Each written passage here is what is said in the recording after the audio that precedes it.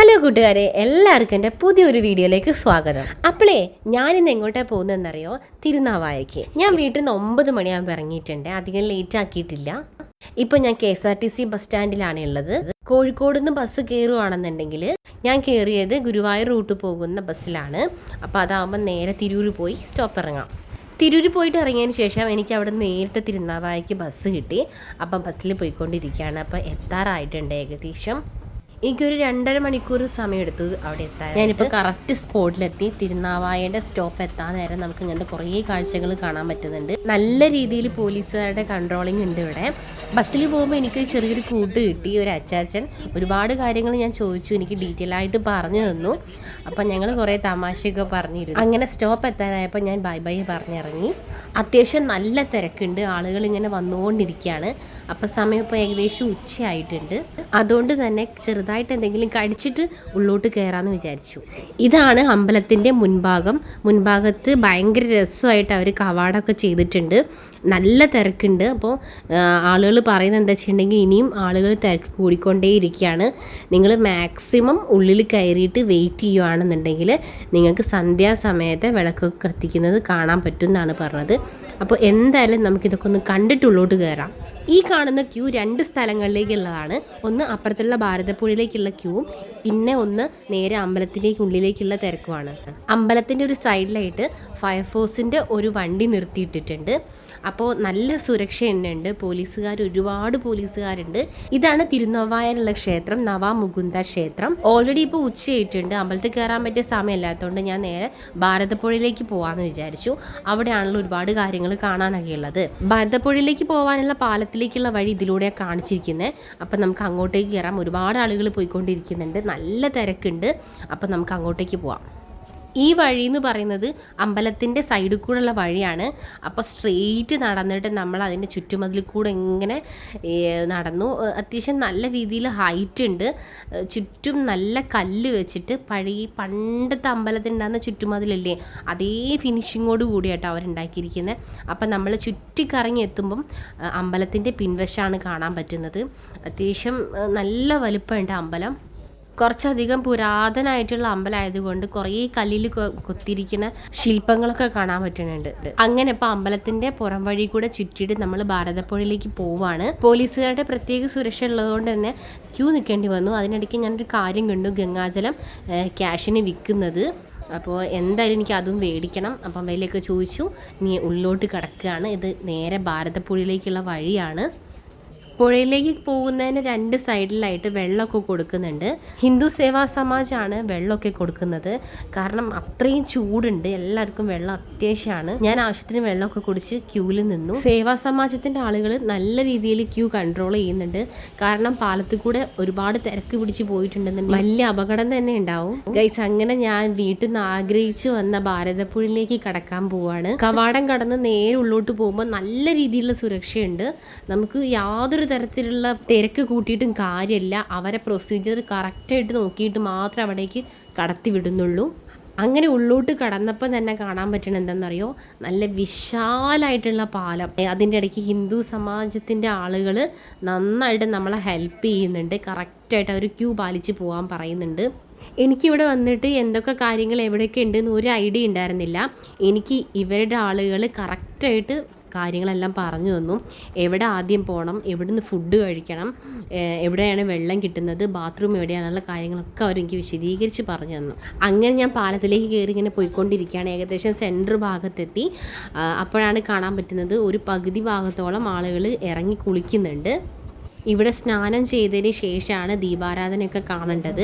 അപ്പോൾ അതിന് വേണ്ടിയിട്ടുള്ള തയ്യാറെടുപ്പുകളാണ്. അപ്പോൾ സ്ത്രീകൾക്ക് മാറ്റാനായിട്ടും ഡ്രസ്സ് ചേഞ്ച് ചെയ്യാനായിട്ടൊക്കെയുള്ള ടെൻറ്റുകൾ അവിടെ ഉണ്ടായിട്ടുണ്ട്. അപ്പോൾ ടെൻറ്റിൽ കയറി കുറേ ചേച്ചിമാർ ഡ്രസ്സൊക്കെ മാറ്റുന്നുണ്ട്. ഉള്ളോട്ടേക്ക് കടന്നു. ദൈവമേ, അത്ര തിരക്കെന്ന് പറയാൻ പറ്റില്ല, അത്രയ്ക്കും തിരക്കുണ്ട്. എൻ്റെ കിളി പോയി എന്ന് പറയാമല്ലോ, അത്രയ്ക്കും തിരക്ക്. ഇവിടെ 2 ക്യൂ ആയിട്ടുണ്ട്. അതായത് പാലത്തിൻ്റെ 2 വശങ്ങളിലായിട്ട് പുറത്തേക്ക് പോകുന്ന വഴിയും അകത്തേക്ക് കയറുന്ന വഴിയായിട്ടുണ്ട്. ആ ഒരു തിരക്ക് അവിടെ കൺട്രോളിങ് ഇങ്ങനെ ചെയ്തുകൊണ്ടിരിക്കുകയാണ്. അപ്പം ഞാൻ എന്തായാലും ഇനി പുറത്തേക്ക് കുറച്ച് കഴിഞ്ഞിട്ടേ ഇറങ്ങുള്ളൂ. നേരെ ഉള്ളോട്ട് കയറുകയാണ്. അവിടെ ഓലപ്പുര പോലെ വലിയൊരു ടെൻറ്റ്, അതായത് നല്ല നീളത്തിൽ തന്നെ ഓലപ്പുര കെട്ടിയിട്ടുണ്ട്. ഓലപ്പുരയുടെ ഒരു സൈഡ് ഭാഗത്തായിട്ട് ഇങ്ങനൊരു പ്രതിഷ്ഠ വെച്ചിട്ടുണ്ട്. ഞാൻ നന്നായിട്ട് തൊഴുത് പ്രാർത്ഥിച്ചു. പാലം കഴിഞ്ഞ് ഭാരതപ്പുഴയിൽ എത്തിയപ്പം അപാരമായിട്ടുള്ള തിരക്ക് കണ്ട്. അത് കഴിഞ്ഞ് ഓലപ്പുരയ്ക്കകത്തേക്ക് കയറിയപ്പം അതിലും വലിയ തിരക്ക്. ഞാൻ എത്താൻ ലേറ്റ് ആയതുകൊണ്ട് പൂജയും ഹോമങ്ങളൊന്നും എനിക്ക് കാണാൻ പറ്റിയില്ല. അതിൻ്റെ സൈഡ് ഭാഗത്തായിട്ടാട്ടോ കുറച്ച് സ്വാമികളൊക്കെ ഇരിക്കുന്ന കണ്ടത്. കുറേ ചേച്ചിമാർ പോയിട്ട് കാല് പിടിക്കുന്നുണ്ട്, അനുഗ്രഹം വാങ്ങുന്നുണ്ട്. കുറച്ച് പേര് പൈസ കൊടുക്കുന്നുണ്ട്. പൈസ കൊടുത്തിട്ടുള്ള അനുഗ്രഹത്തിനോട് ഞാൻ ഒട്ടും യോജിക്കുന്നില്ല. പക്ഷെ അവരെന്തൊക്കെയാണ് പറയുന്നത്, അവരെന്തൊക്കെയാണ് ചെയ്യുന്നതെന്നൊക്കെ ഞാൻ കുറച്ചധികം നേരം നോക്കി നിന്നു. ഒരു ചേച്ചി ഭയങ്കരമായിട്ട് വിഷമങ്ങളൊക്കെ പറയുന്നുണ്ട്. ആള് കൈവച്ച് അനുഗ്രഹിക്കുകയൊക്കെ ചെയ്തു. ആള് ഹാപ്പിയായി. അത് കണ്ട് സ്വാമി കുറച്ചു നേരം സംസാരിച്ച് കൈകൊണ്ട് തമ്പിൽ ഇങ്ങനെ ഓക്കെ എന്നൊക്കെ പറയുന്നുണ്ട്. അതിൻ്റെ തൊട്ടടുത്തായിട്ട് വേറൊരു സ്വാമിയുണ്ട്. ആ സ്വാമിയുടെ അടുത്തും ആളുകൾ ഭയങ്കരമായിട്ട് തിക്കിക്കൂടുന്നുണ്ട്. എല്ലാവർക്കും അനുഗ്രഹം കൊടുക്കുന്നുണ്ട്. അത്യാവശ്യം ആൾക്ക് പൈസയും കിട്ടുന്നുണ്ട്. ആ പൈസയൊന്നും ആൾ ബാഗിലൊന്നും വെച്ചിട്ടില്ല, എല്ലാം മടിയിൽ തന്നെയാട്ടോ വെച്ചത്. കുറച്ച് പേരൊക്കെ ഫോട്ടോസൊക്കെ എടുക്കുന്നുണ്ട്. ആളുടെ തലയിലാണെന്നുണ്ടെങ്കിൽ ഒരുപാട് ഹെയർ ഉണ്ട്, അതെല്ലാം ജടയായിട്ട് കെട്ടി വെച്ചിട്ടൊക്കെ ഉണ്ട്. ആളെ കാണുമ്പോൾ സത്യത്തിൽ നല്ലൊരു അഘോരി ലുക്ക് ഉണ്ട്.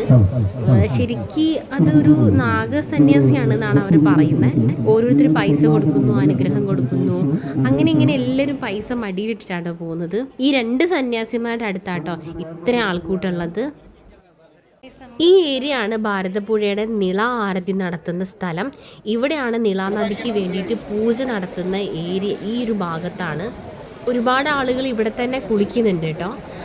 അതിൻ്റെ അടുത്തായിട്ടാണ് നിള ആരതിയിൽ ഒക്കെ മുഴുവനായിട്ട് സെറ്റ് ചെയ്തിരിക്കുന്നത്. ഇതെല്ലാം നിള ആരതി കാണാൻ വേണ്ടി വന്നിരിക്കുന്ന ആളുകളാണ്. ഇപ്പം ഏകദേശം 3 മണി ആയിട്ടുള്ളൂ.